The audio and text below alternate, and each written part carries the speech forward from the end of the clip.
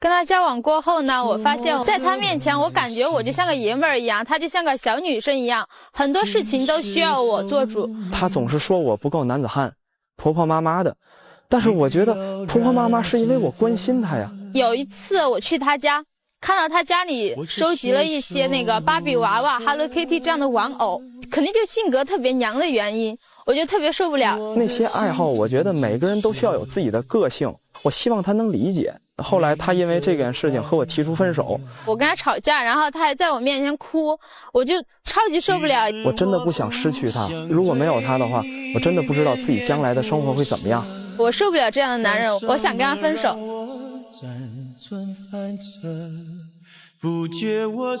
男人的性格到底应该是什么样的？女人的性格应该是什么样的？这么划分是不是简单了一点？因为人性是有共通的地方。姑娘以此为一个分手的借口，背后又藏着一些什么呢？掌声请出这对情侣，来，掌声有请。男主人公小杨来自天津，23岁，是一名律师助理；女主人公小吴23岁，来自四川，她的职业是销售。来，有请两位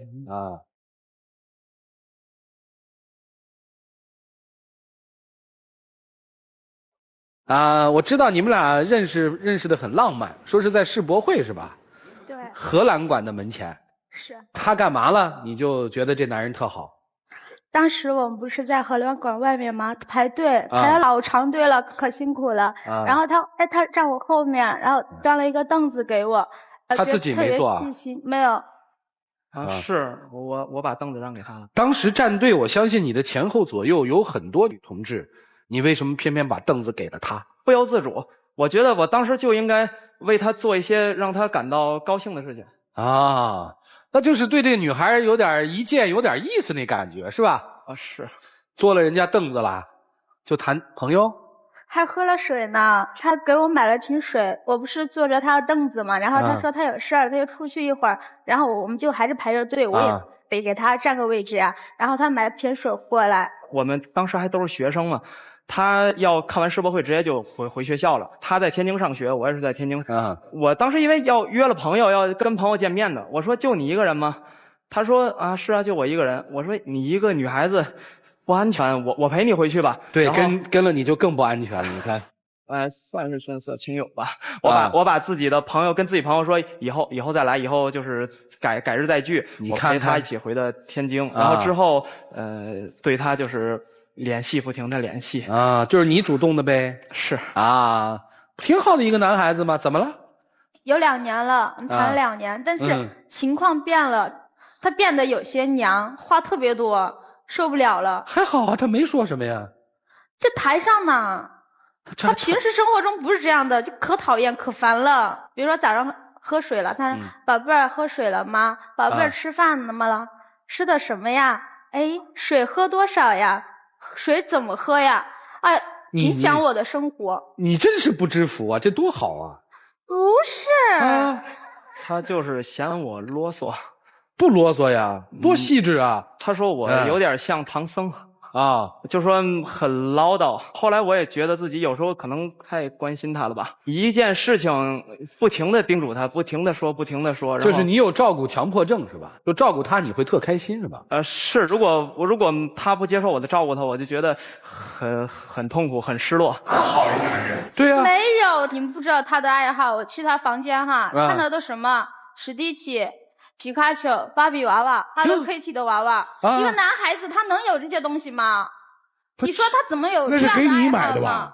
不是，我也以为给我买的呢。开始见着我，偶尔还送一个娃娃，结果我去看的是这么多的娃娃，他是有这个爱好，而且是把他不好看的东西抛给我了。你说他心里就不重视我，然后自己有这种小女生的情节，绝对有。不是这样的，不是我跟他解释过了。我跟他说过，就是首先我收集这些娃娃，但是我没有收集过芭比娃娃，因为我觉得爱美之心人皆有之嘛，喜欢这些又萌又可爱的小东西。那个芭比娃娃是因为我之前收集那些玩偶嘛，有手办一些就比较珍贵的，我认识很多朋友，还有在海外上学的同学，然后我就通过他们就特殊的渠道，然后就给我买来，就是特别正品，而且还比较便宜嘛。你傻呀？对你又好又会理财，这是爷们儿吗？不是吧？那是收藏。可是那个芭比娃娃我真的没有收藏过。芭比娃娃是我一个妹妹，她需要那个东西，我是刚好让朋友就带给我了。那个你有那个 Hello Kitty 的睡衣，粉红色的是有吧？啊，是有这个事儿吧？啊，那个我们接视频那会儿，你在视频里跳舞呢。跳什么舞啊？特别妖娆的那种动作。来跳一个，跳一个。你当时怎么跳的？来，就给他跳我那时候流行那个江南 style， 然后我给他跳那个骑马舞，就这么跳，就这样跳。但是还有比这慢，但是还有比这慢的动作。你来模仿一下吧。你做，我看看是怎样做。就你们俩做同一个动作，我看看到底怎么回事。哎，来。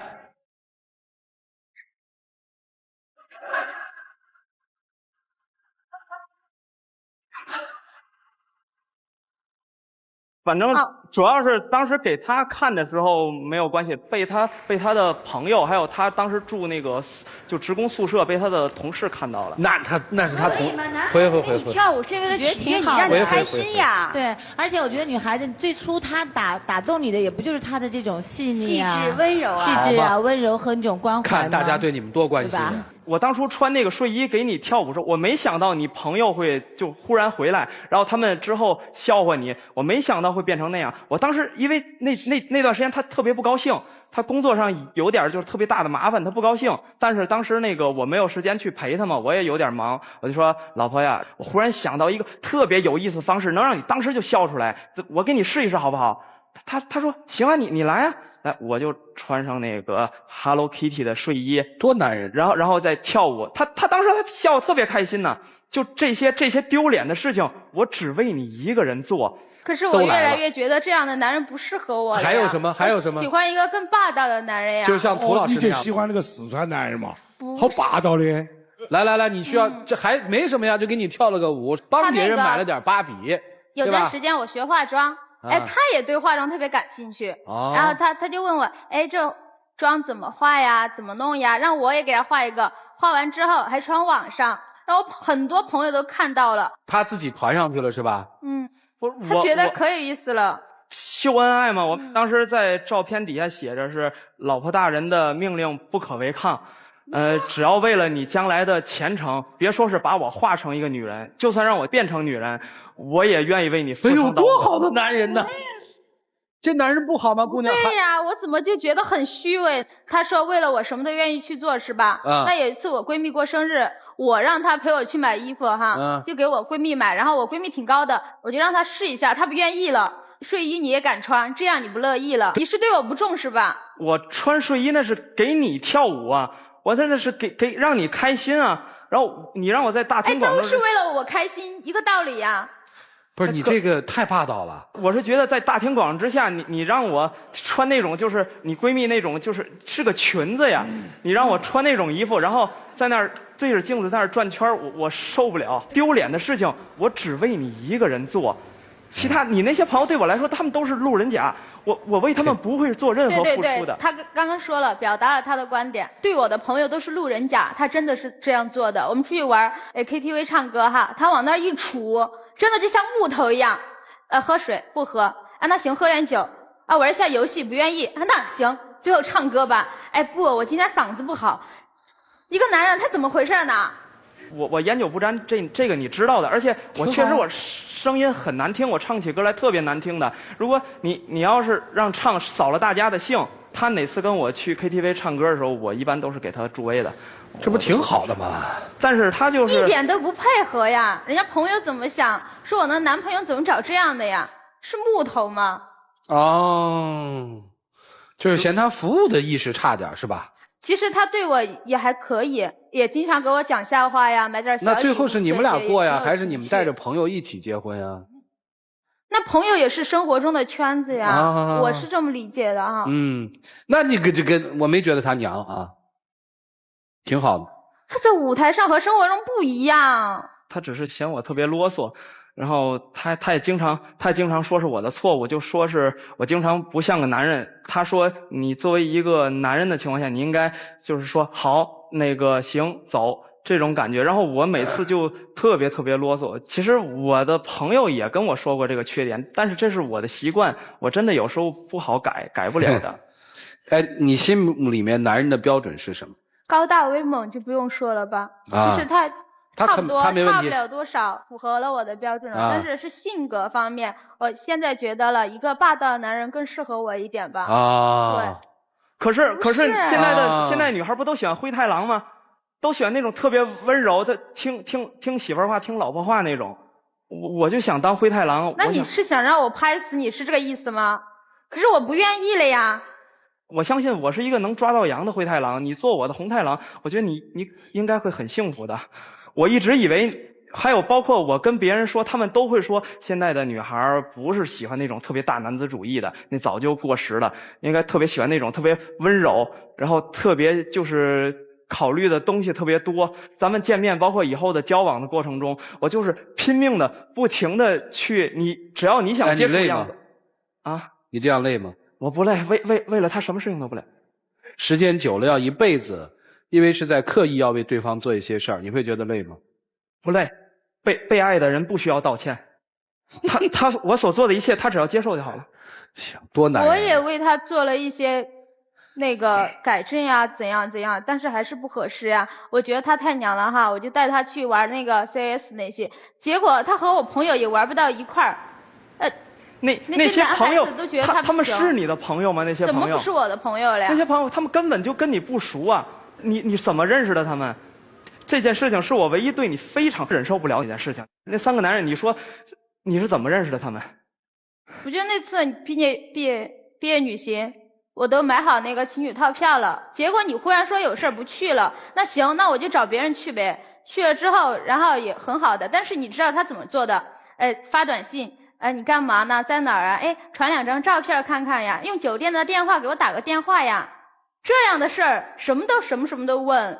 可是不嫌麻烦呀？可是那个男人你都不认识啊，我也不认识啊，认识一下不就熟了吗？可是情侣套票那意义重大，而且当时我跟你说了，我说什么活动啊？就是我们今年毕业的时候打算一起毕业旅行，留一个很好的回忆啊。可是当时我找到了自己就是实习单位，然后那段时间就特别忙，然后那个领导就跟我说，就小杨啊，我们最近特别缺人手，你能不能留下来？然后那个你说重点的。所以他说他订好了套餐，说是情侣套票，就是去游玩。然后我没有时间陪他，他就说好，你不去是吧？你不跟我去，那我就找个别人跟我去。然后他就找了一个就是同学校的一个不认识的男人啊，然后也是，但是是他们的同校友嘛，然后跟他一起去旅游的啊。几天啊？3天啊。去哪儿了？去的是泰山啊。这3天你得急死吧，兄弟？是啊，不仅是这样，他回来之后，我们有一次聊天。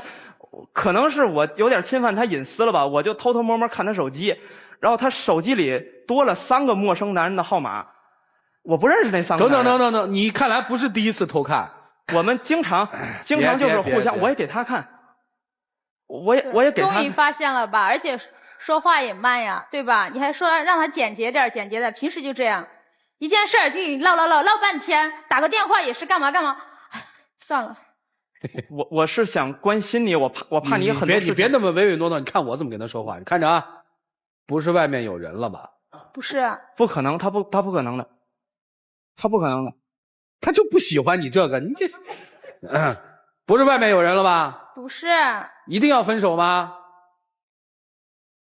我们改还不行吗？改得了吗？改得了吗？能改，完了。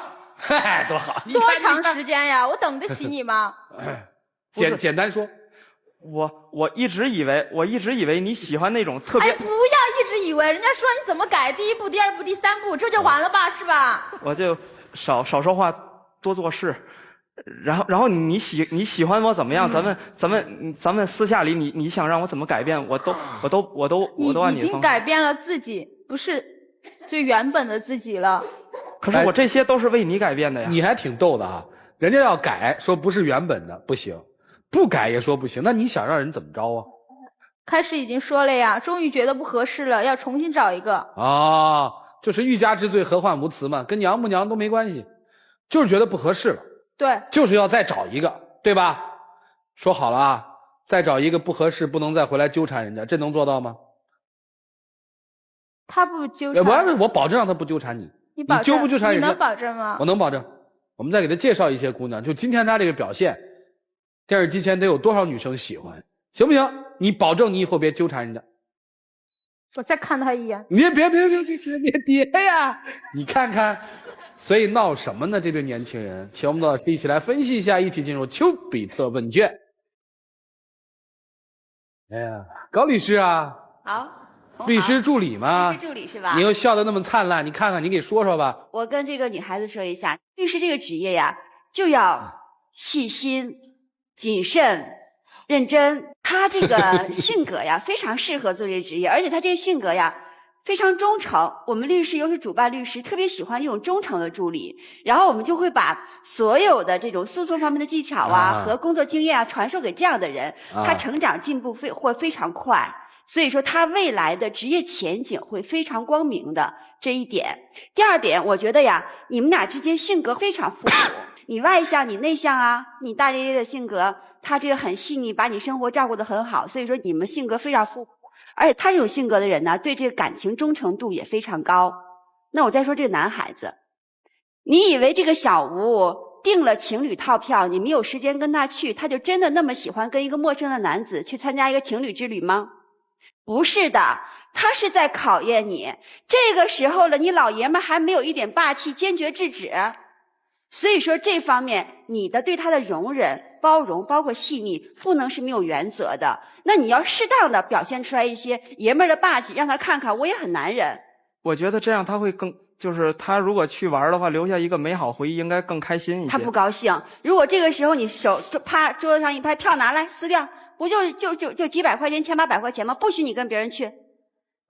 小吴会不会高兴一点？是这个感觉哈，是这个感觉哈。所以说，我跟你说哈，现在小吴啊，并不是说真的不喜欢你的性格，不喜欢你的体贴，不喜欢你的关心和照顾，他只是说你应该更多的给他当一个主心骨，当一个主导作用。所以说你的思维观念要改变一下，你不要一味的俯首贴臀。实际有的时候，女人是需要一个英雄、一个国王的，你适当做一下。他总是说我照顾过度了。你对他照顾得非常体贴，但是你对这种照顾里面，你失去了自我，一点主见都没有。他现在需要的是这个东西。但是他需要什么，我就给予他什么，我就给他什么。女人在内心深处有一种英雄情节你要记住，就是他在潜意识里面。英雄不是也有柔情吗？不是，但是不是你光柔情了，你没铁汉了，那哪行啊？你现在体现的光是柔情了。他除了需要你的柔情之外，还更需要一种男人的阳刚之气在里头。其实他要的可能是更多的是一种，就像我们老师刚刚说的那个一个主心骨，因为毕竟男人在一个家庭里面给人的感觉还是一个护主嘛，是一个主心骨。他也知道你很关心他，所以你应该自己给自己多树立一些自信心。你要真爱他，是吧？他喜欢被你关怀，关怀够了，足够了，但不能惯着他。你要驾驭生活吧，对吧？这是男人需要做的。其实多好，堂堂一表，淋漓一躯，多好的男人，对你这么关怀，你不能欺负人，知道吗？没有欺负人。哎，你是挺辣的，但是你不能欺负人。但是不是很好。你还要怎么好？那些缺点改不了呀。啥改得了？我想一想，你要但是他没明白怎么生活，他光知道爱你了，但是他怎么驾驭你，他不会。他也在摸索，其实他已经在很费心思的、很小心的在考虑你的感受了。你要是真去再找一个其他的男孩子，不一定有他会对你这么全身心的这种爱。我觉得你们俩的问题是一个口味的问题。每个人都有自己的偏好，有的人爱吃甜，有的爱吃咸。你认为自己的男朋友是一个偏甜的男生，或者太齁了，像王小贱一样娘，是吧？你希望找一个咸的，吃得过瘾的，甜的吃久了腻了，对吗？对。去找一个咸的，过2天你就发现光喝水都止不住那个咸，还是有的时候需要点甜。你所谓的男子汉、英雄汉会给你带来面子上和心理上的依靠感，但是对不起，很难有男人特别爷们儿回到家柔情似水。不容易找。你到时候又会嫌那个男人他太粗鲁了，他太狂野了，还是这个甜的好。所以姑娘，我跟你说，我想吃甜就吃甜，想吃咸就吃咸，哪有那么好的事儿？这个男人是有点腻，但是他会在工作中锻炼出他咸的那一面，他能扛事儿的时候，就是这个男人在成长的时候，到时候他就是甜中带咸，咸中带甜了。你想得出我这样的人柔情似水的时候是什么样子吗？你能想象吗？你想象不出来吧？很多人可能都认为我有的时候太犀利、太霸气。我在家里边就是柔情似水的，我有的时候甚至会撒撒娇。说出来有点恶心啊，但在家里，只在家里，不在外面。所以今天你们的话题，使我不得不说说什么是男人。若干年前，我特别讨厌这种娘的男人，特别的讨厌。后来我觉得我自己特别肤浅，有些男人看似长得五大三粗，但其实心胸狭窄；有些男人虽然细皮嫩肉，但是胸怀宽广；有些男人说起话来像爷们儿，遇到问题就逃之夭夭；而有些男人呢，虽然有的时候温文软语，有了困难他能够迎难而上；有些男人英俊潇洒，却在外面拈花惹草；有些男人一天到晚娘娘唧唧，却对你始终如一。所以男人应该是有困难的时候能扛得住，有诱惑的时候能够顶得住，有风雨的时候能够帮你挡得住，这才叫男人，而不能从肢体语言、从长相上去看他那个躯壳。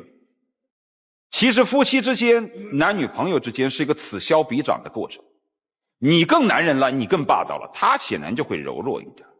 你要是平时不那么霸道，就会激起他的男人的保护欲望。所以说他今天的这个状态其实也有你的原因。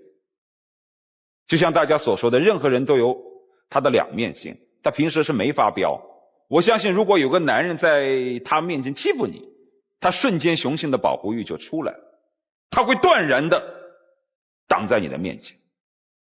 所以说看人不要太肤浅，你如果今天要是找到一个五大三粗的，满脸络腮胡子的，其实他未必有他能够那么坚强的保护你。我想说到南方的是，其实男人应该是女人的精神领袖，尤其在家庭当中。男人是女人的方向。我们经常说，再强势的女人骨子里都是渴望被征服的。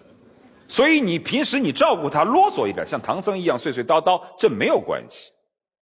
最关键的时候，在最关键的时候，困难的时候，你能给她方向，你能告诉她该怎么走。所以我觉得你那些习惯完全没有必要改。但是该男人的时候，该有主心骨的时候，该有主见的时候，要告诉他你该干什么。我为他改变的事情其实有很多了。你还记得你为什么要为一个女人改变，而不是互相的包容？不要因为她的好恶，我觉得你去照顾她是因为你喜欢这样照顾，而不因为她的好恶你不做了，也不因为她的好恶刻意去改变自己一些什么，更多的应该是包容对方，对吗？如果爱失去了包容，还叫爱吗？他穿那个 Hello Kitty 那个睡衣给你跳舞的时候，你乐了吗？你乐了，你乐了就行了。来，一起进入黄金60秒。我给你一个要求，10秒钟解决战斗，快！我能为你减肥50斤，变成现在这个样子，不是那个胖子，我就能再为你变成一个你想要的那种真男人。好，刚好，还不用到10秒，太棒了！你来。刚开始我是觉得你挺好的，但慢慢的相处下来，确实就觉得不是这么回事儿。以前也许是我们沟通太少了吧，今天听了大家的意见，我脑子也挺乱的，也不知道说什么。我是觉得咱俩估计走不长，你觉得呢？我觉得咱们两个永远走下去，我会让你更喜欢我的。我为你做的改变，从始至终我都在为你做改变。只要你需要我，我就在。算了，好，时间到，不用改变了。你看又回去了。来，请亮灯。来，两位请回吧。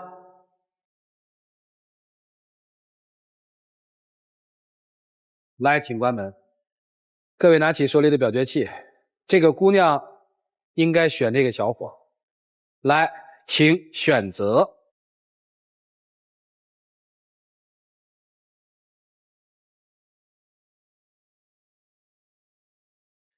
现场有72%的观众朋友觉得他们俩其实还挺合适，但是爱情和生活的事儿真的很难说，还是看他们自己的选择吧。一起数5个数，来，5、4、3、2、1，请开门。